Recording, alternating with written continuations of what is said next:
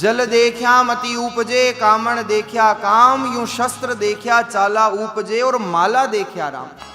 जहां जैसी अवस्था होती है, जैसी परिस्थिति होती है, वैसी वृत्ति जागृत होती ही है। हाथ में अगर अस्त्र आ जाए ना तो मन होगा मैं अस्त्र चलाऊं। जल में जाओगे तो क्रीड़ा करने का स्वतः मन होगा। इसलिए तो महापुरुषों ने कहा जल देखा मति उपजे, कामण देखा काम, शस्त्र देखा चाला उपजे, यूं माला देखा राम। क्यों कहते हैं कि माला साथ में रखा करो? क्यों कहते हैं कि माला फेरा करो?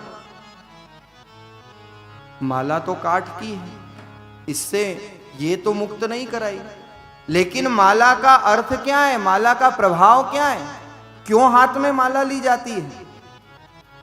महापुरुषों ने अद्भुत चिंतन दिया है। रामस्नेही संप्रदाय में मारवाड़ के एक संत हुए, नाम था सगराम दास जी महाराज। मारवाड़ में बड़े उनके कुंडलीय प्रसिद्ध है।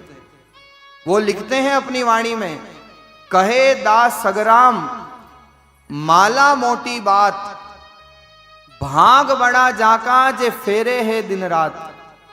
जे फेरे है दिन रात, कमाई लागा भारी। हर जीव कमाने में लगा है, लेकिन संसार की कमाई में लगा है। संत कहते हैं जो माला फेरते हैं वो नाम की कमाई में लगे हैं। कहे दास सगराम माला मोटी बात, भाग बड़ा जाका जे फेरे है दिन रात। जे फेरे है दिन रात, कमाई लागा भारी। और उसका परिणाम क्या होगा माला फेरने का? के नारायण माए नहीं तो नर्तन त्यारी। बड़े ठिकाने जन्मसी और घना जोड़सी हाथ। कहे दास सगराम या माला मोटी बात। कितना सुंदर समझाया। कबीर जी ने कहा, कबीर माला काट की कह समझावे तोय, मन न फिरावे आपना कहां फिरावे मोय। माला मुक्त नहीं कराएगी, लेकिन माला एक बहुत बड़ा कार्य कर देगी। क्या करेगी? जैसे हाथ में अस्त्र हो तो अस्त्र चलाने का मन होगा, आप जल में जाओ तो क्रीड़ा करने का मन होगा, वैसे हाथ में अगर माला होगी तो ये माला बार बार याद दिलाएगी कि हमें भजन करना है, हमें भक्ति करनी है, हमें नाम सुमिरन करना है। ये माला का सबसे बड़ा कार्य।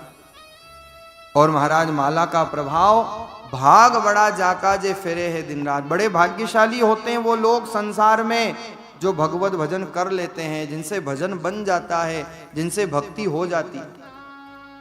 फेरे है दिन रात, कमाई लागा भारी। भगवान के नाम की कमाई में लगे हुए हैं।